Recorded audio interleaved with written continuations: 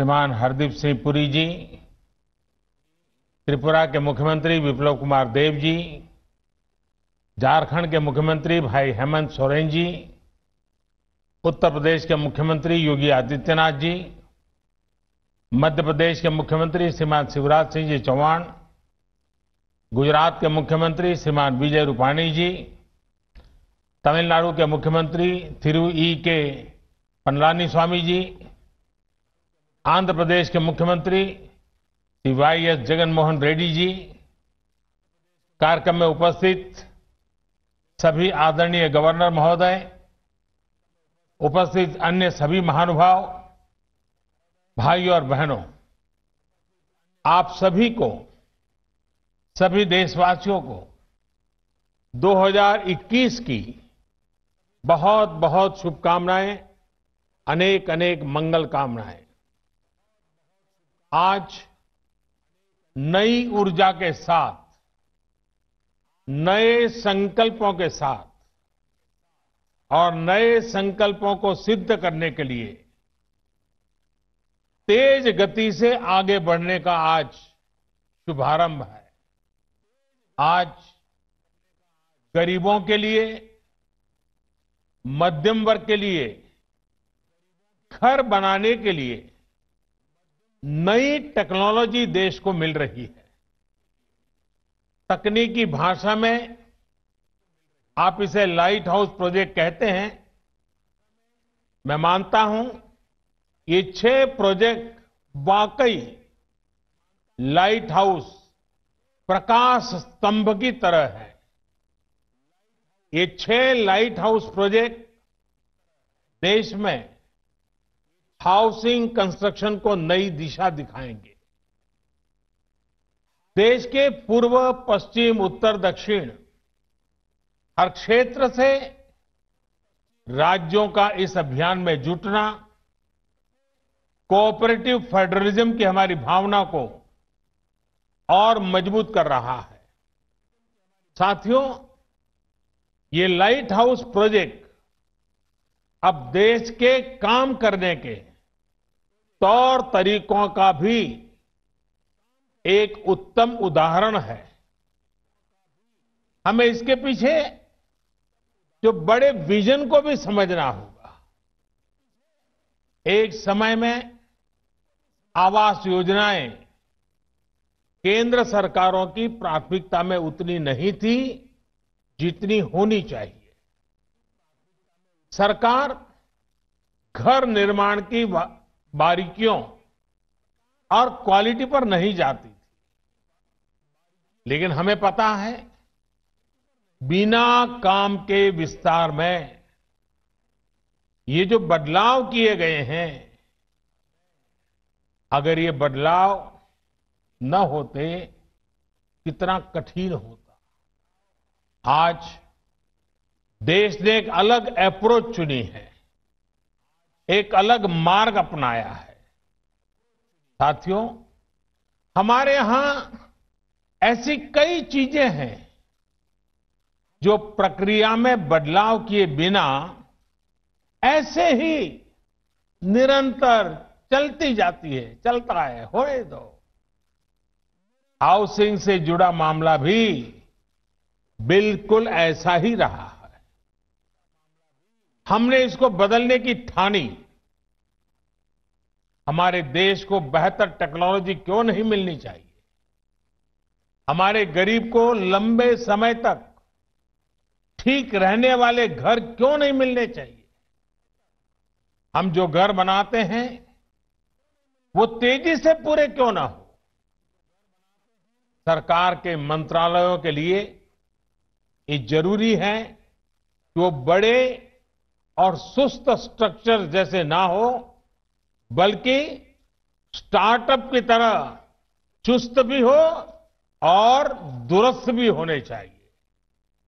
इसके लिए हमने ग्लोबल हाउसिंग टेक्नोलॉजी चैलेंज का आयोजन किया और दुनिया भर की अग्रणी कंपनियों को हिंदुस्तान में निमंत्रित किया। मुझे खुशी है कि दुनिया भर की 50 से ज्यादा इनोवेटिव कंस्ट्रक्शन टेक्नोलॉजी ने इस समारोह में हिस्सा लिया, इस स्पर्धा में हिस्सा लिया। इस ग्लोबल चैलेंज से हमें नई टेक्नोलॉजी को लेकर इनोवेट और इंक्यूबेट करने का स्कोप मिला है। इसी प्रक्रिया के अगले चरण में अब आज से अलग अलग साइट्स पर 6 लाइट हाउस प्रोजेक्ट का काम शुरू हो रहा है। ये लाइट हाउस प्रोजेक्ट्स आधुनिक टेक्नोलॉजी और इनोवेटिव प्रोसेस से बनेंगे। इसमें इंफ्रास्ट्रक्चर का टाइम कम होगा, इसमें कंस्ट्रक्शन का टाइम कम होगा और गरीबों को ज्यादा रेजिलियंट, अफोर्डेबल और कंफर्टेबल घर तैयार होंगे। जो एक्सपर्ट्स हैं उन्हें तो इसके बारे में पता है, लेकिन देशवासियों को भी इनके बारे में जानना जरूरी है, क्योंकि आज ये टेक्नोलॉजी एक शहर में इस्तेमाल हो रही है, कल को इन्हीं का विस्तार पूरे देश में किया जा सकता है। साथियों, इंदौर में जो घर बन रहे हैं वो उनमें ईंट और गारे की दीवारें नहीं होगी, बल्कि pre fabricated sandwich panel system इसमें इस्तेमाल होगा। राजकोट में टनल के जरिए मोनोलिथिक कंक्रीट कंस्ट्रक्शन इस टेक्नोलॉजी का उपयोग करेंगे। फ्रांस की इस टेक्नोलॉजी से हमें गति भी मिलेगी और घर आपदाओं को झेलने में ज्यादा सक्षम भी बनेगा। चेन्नई में अमेरिका और फिनलैंड की प्री कास्ट कंक्रीट सिस्टम का उपयोग करेंगे, जिससे घर तेजी से भी बनेगा और सस्ता भी होगा। रांची में जर्मनी के 3D कंस्ट्रक्शन सिस्टम से घर बनाएंगे। इसमें हर कमरा अलग से बनेगा और फिर पूरे स्ट्रक्चर को वैसे ही जोड़ा जाएगा जैसे लेगो ब्लॉक्स के खिलौनों को जोड़ते हैं। अगरतला में न्यूजीलैंड की स्टील फ्रेम से जुड़ी टेक्नोलॉजी से घर बनाए जा रहे हैं। जहां भूकंप का खतरा ज्यादा होता है, वहां ऐसे घर बेहतर होते हैं। लखनऊ में कनाडा की टेक्नोलॉजी यूज कर रहे हैं, जिसमें प्लास्टर और पेंट की जरूरत नहीं पड़ेगी और इसमें पहले से तैयार पूरी दीवारों का उपयोग किया जाएगा। इससे घर और तेजी से बनेंगे। हर लोकेशन पर 12 महीनों में 1000 घर बनाए जाएंगे। एक साल में 1000 घर। इसका मतलब यह हुआ कि प्रतिदिन 2.5 से 3 घर बनाने की एवरेज आएगी। एक महीने में करीब करीब 90-100 मकान बनेंगे और साल भर में 1000 मकान बनाने का लक्ष्य है। अगली 26 जनवरी के पहले इस काम में ये सफलता पाने का इरादा है। साथियों, ये प्रोजेक्ट एक प्रकार से इंक्यूबेशन सेंटर्स ही होंगे, जिससे हमारे प्लानर्स, आर्किटेक्ट्स, इंजीनियर्स और स्टूडेंट्स सीख पाएंगे और नई टेक्नोलॉजी एक्सपेरिमेंट कर पाएंगे। मैं देश भर की इस प्रकार की सभी यूनिवर्सिटी से आग्रह करता हूं, सभी इंजीनियरिंग कॉलेज से आग्रह करता हूं कि इस फील्ड में जुड़े हुए आपके प्रोफेसर्स, आपकी फैकल्टी, आपके स्टूडेंट्स 10-10, 15-15 के ग्रुप बनाएं एक एक वीक के लिए इन 6 साइट पर रहने के लिए चले जाएं, पूरी तरह उसका अध्ययन करें, वहां की सरकारें भी उनको मदद करें और एक प्रकार से देश भर की हमारी यूनिवर्सिटी के लोग ये जो पायलट प्रोजेक्ट हो रहे हैं, एक प्रकार से इंक्यूबेटर्स हो रहे हैं, वहां जाकर के टेक्नोलॉजी, और मैं ये चाहूंगा कि हमें आंख बंद करके किसी टेक्नोलॉजी को अडॉप्ट करने की जरूरत नहीं है। हम देखें और फिर हमारे देश की जरूरत के हिसाब से, हमारे देश के संसाधनों के हिसाब से, हमारे देश की रिक्वायरमेंट के हिसाब से हम इस टेक्नोलॉजी का शेप बदल सकते हैं क्या, उसकी एक्टिविटी बदल सकते हैं क्या, उसके परफॉर्मेंस लेवल को बदल सकते हैं क्या। मैं पक्का मानता हूं हमारे देश के नौजवान ये देखेंगे, उसमें जरूर वैल्यू एडिशन करेंगे, कुछ नयापन जोड़ेंगे और सचमुच में देश एक नई दिशा में तेज गति से आगे बढ़ेगा। इसी के साथ साथ घर बनाने से जुड़े लोगों को नई टेक्नोलॉजी से जुड़ी स्किल अपग्रेड करने के लिए सर्टिफिकेट कोर्स भी शुरू किया जा रहा है। ये बहुत बड़ा काम है। हमने इसके साथ human resource development, skill development, इसको साइमल्टेनियस शुरू किया है। ऑनलाइन आप पढ़ सकते हैं, इस नई टेक्नोलॉजी को समझ सकते हैं, आप एग्जाम देकर के सर्टिफिकेट प्राप्त कर सकते हैं। ये इसलिए किया जा रहा है ताकि देशवासियों को घर निर्माण में दुनिया की बेस्ट टेक्नोलॉजी और मटेरियल मिल सके। साथियों, देश में ही आधुनिक हाउसिंग टेक्नोलॉजी से जुड़ी रिसर्च और स्टार्टअप्स को प्रमोट करने के लिए आशा इंडिया प्रोग्राम चलाया जा रहा है। इसके माध्यम से भारत में ही 21वीं सदी के घरों के निर्माण की नई और सस्ती टेक्नोलॉजी विकसित की जाएगी। इस अभियान के तहत 5 सर्वश्रेष्ठ तकनीकों को चयन भी किया गया है। अभी मुझे बेहतरीन कंस्ट्रक्शन टेक्नोलॉजी पर आधारित किताब और ऑनलाइन सर्टिफिकेट कोर्स नवरीति, इससे जुड़ी पुस्तकों के विमोचन का भी अवसर मिला। इनसे जुड़ी सभी साथियों को भी इस एक प्रकार से होलिस्टिक अप्रोच के लिए मैं सभी साथियों को बहुत बहुत बधाई देता हूं। साथियों, शहर में रहने वाले गरीब हो या फिर मध्यम वर्ग के, उन सब से और इन सब का एक सबसे बड़ा सपना क्या होता है? हर किसी का सपना होता है अपना घर। किसी को भी पूछिए, उसके मन में होता है भाई ये घर बना ले, बच्चों को जिंदगी अच्छी चली जाएगी। वो घर जिसमें उनकी खुशियां जुड़ी होती हैं, सुख दुख जुड़े होते हैं, बच्चों की परवरिश जुड़ी होती है, मुश्किल के समय एक गारंटी भी जुड़ी होती है कि चलो कुछ नहीं है तो ये अपना घर तो है ही है। लेकिन बीते वर्षों में अपने घर को लेकर लोगों का भरोसा टूटता जा रहा था।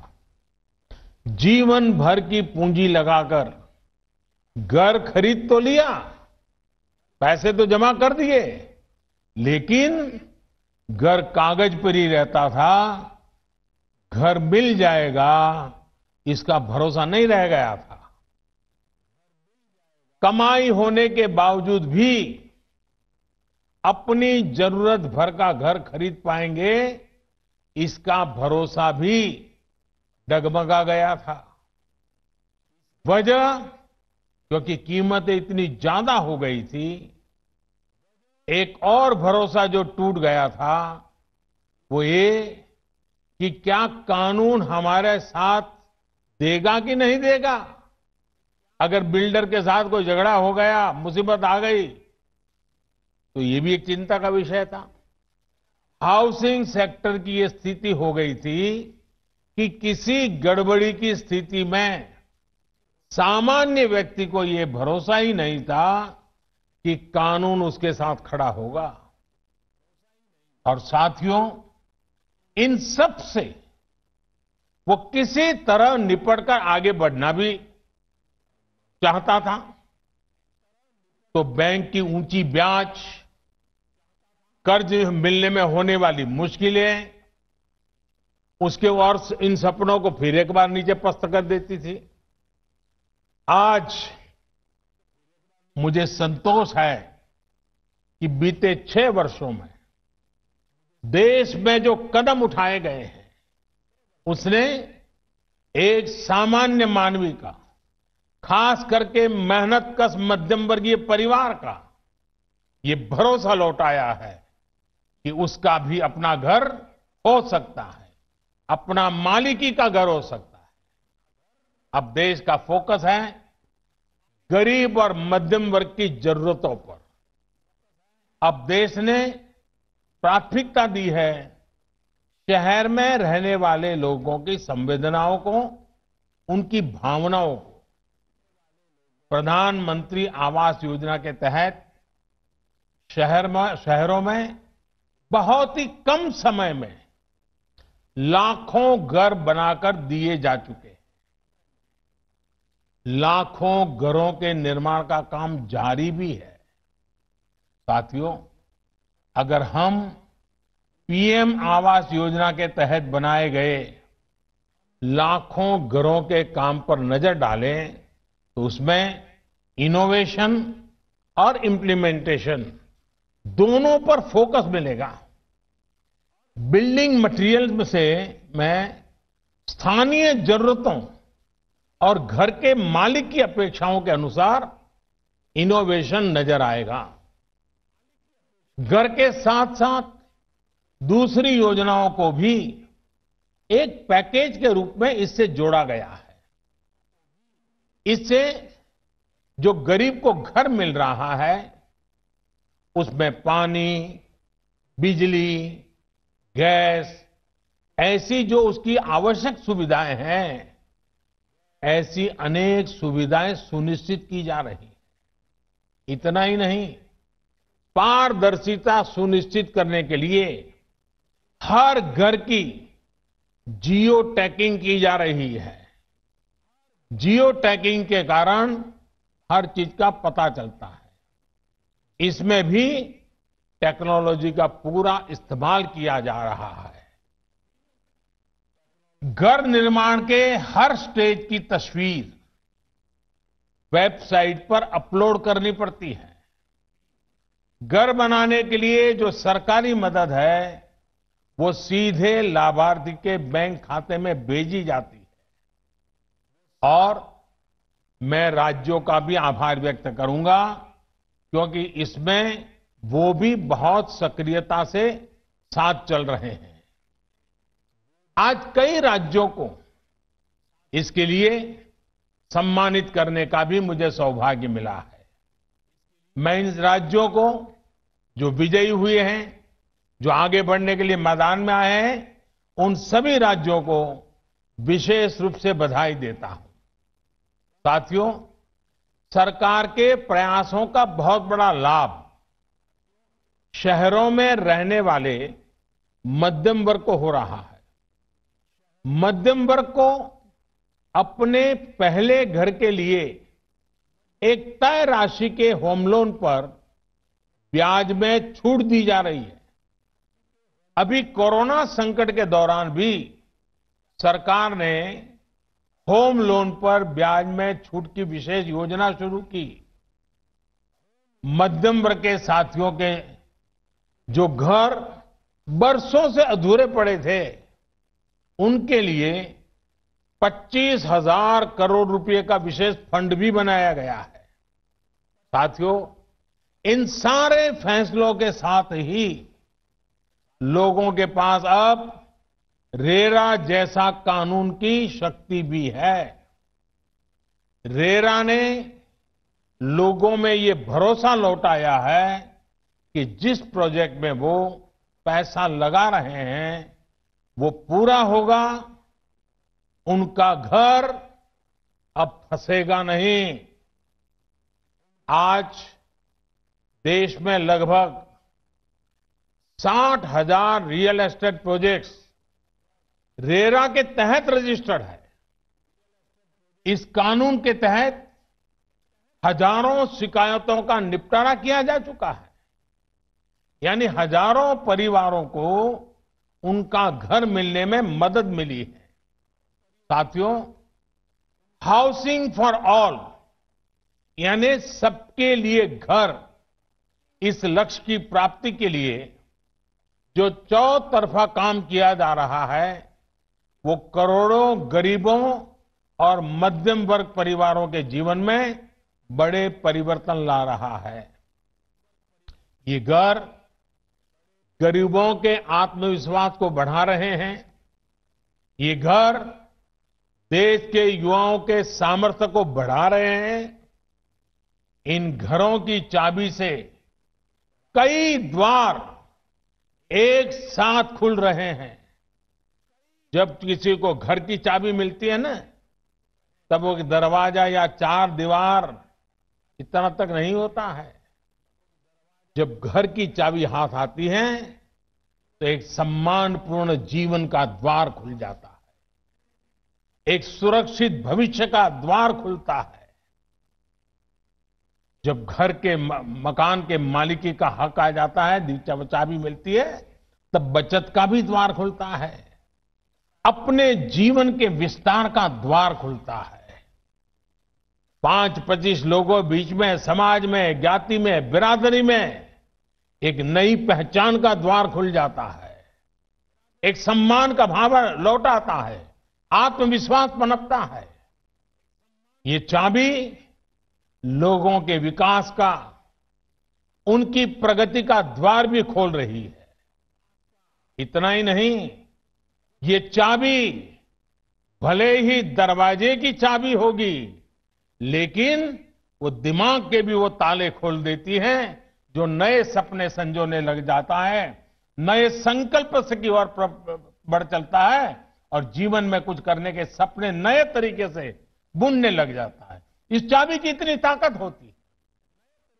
साथियों, पिछले साल कोरोना संकट के दौरान ही एक और बड़ा कदम भी उठाया गया है।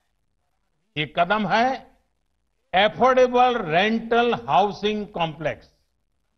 ये योजना, इस योजना का लक्ष्य हमारे वो श्रमिक साथी हैं जो एक राज्य से दूसरे राज्य में या फिर गांव से शहर आते हैं। कोरोना के पहले तो हमने देखा था कि कुछ जगह से अन्य राज्य से आए लोगों के लिए अनाप शनाप कभी कभी बातें बोली जाती थी, उनको अपमानित किया जाता था।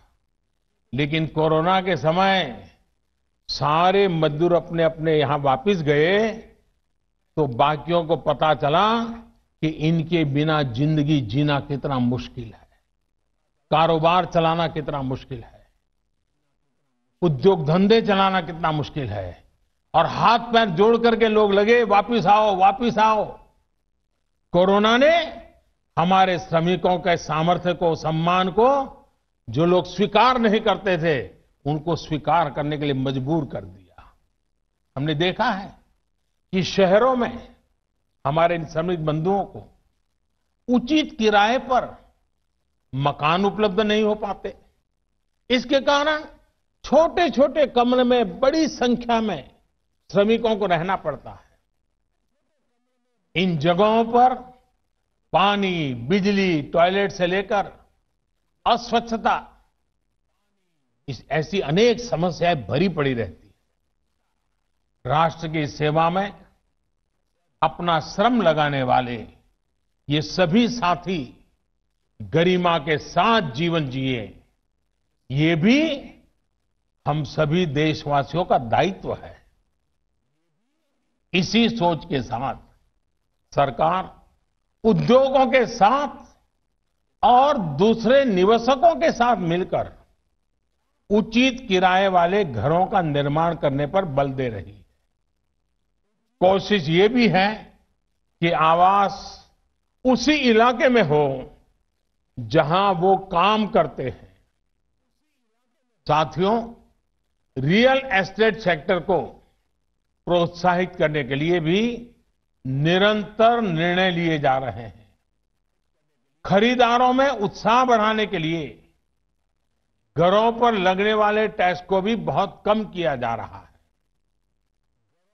सस्ते घरों पर जो टैक्स पहले 8% लगा करता था, वो अब सिर्फ 1% है।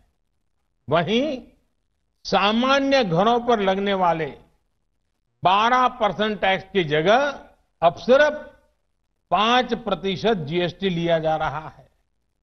सरकार ने इस सेक्टर को इंफ्रास्ट्रक्चर की भी मान्यता दी है ताकि उन्हें सस्ती दरों पर कर्ज मिल सके।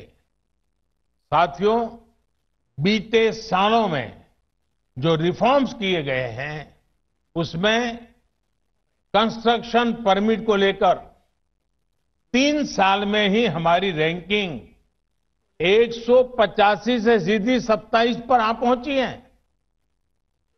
कंस्ट्रक्शन से जुड़ी परमिशन के लिए ऑनलाइन व्यवस्था का विस्तार भी 2000 से ज्यादा शहरों में हो चुका है। अब इस नए साल में इसको देश भर के सभी शहरों में लागू करने के लिए हम सभी को मिलकर काम करना है। साथियों, इंफ्रास्ट्रक्चर और कंस्ट्रक्शन पर होने वाला निवेश और विशेषकर हाउसिंग सेक्टर पर किया जा रहा खर्च अर्थव्यवस्था में फोर्स मल्टीप्लायर का काम करता है। इतनी बड़ी मात्रा में स्टील का लगना, सीमेंट का लगना, कंस्ट्रक्शन मटेरियल का लगना पूरे सेक्टर को गति देता है। इससे डिमांड तो बढ़ती ही है, रोजगार के भी नए अवसर बनते हैं। देश का रियल एस्टेट सेक्टर निरंतर मजबूत हो, इसके लिए सरकार की कोशिश लगातार जारी है। मुझे विश्वास है कि हाउसिंग फॉर ऑल का सपना जरूर पूरा होगा।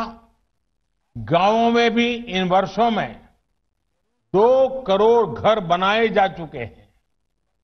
इस वर्ष हमें गांवों में बन रहे घरों में भी और तेजी लानी है। शहरों में इस नई टेक्नोलॉजी के विस्तार से भी घरों के निर्माण और डिलीवरी दोनों में ही तेजी आएगी। अपने देश को तेज गति से आगे बढ़ाने के लिए हम सभी को तेज गति से चलना ही होगा, मिलकर के चलना होगा, निर्धारित दिशा में चलना होगा। लक्ष्य को ओझल होने देना नहीं है और चलते रहना है। और इसके लिए तेज गति से फैसले भी लेने ही होंगे। इसी संकल्प के साथ मैं आज आप सबको इस 6 लाइट हाउस, एक प्रकार से हमारे नई पीढ़ी को, हमारे टेक्नोलॉजी और इंजीनियरिंग के विद्यार्थियों के लिए ये सबसे ज्यादा उपयोगी हो, ये मेरा इच्छा रहेगी। मैं चाहूंगा सभी यूनिवर्सिटीज को, मैं चाहूंगा सभी कॉलेजेस को, इस प्रकार के जो महत्वपूर्ण प्रोजेक्ट होते हैं उसका अध्ययन करना चाहिए, जाकर के देखना चाहिए कि कैसे हो रहा है, कि टेक्नोलॉजी का उपयोग कैसे होता है, हिसाब किताब कैसे लगाया जाता है। ये अपने आप में शिक्षा का बहुत बड़ा एक दायरा बन जाएगा। और इसलिए मैं देश के सभी युवा इंजीनियरों को, टेक्नीशियनों को विशेष रूप से निमंत्रण देता हूं। इस लाइट हाउस से जितनी लाइट वो ले सकते हैं लें, और अपनी लाइट जितनी उसमें डाल सकते हैं डालें। अपने दिमाग की लाइट जितनी लगा सकते हैं लगाएं। आप सबको इस नव वर्ष की बहुत बहुत शुभकामनाएं। इस 6 लाइट हाउस के लिए बहुत बहुत शुभकामनाएं। बहुत बहुत धन्यवाद।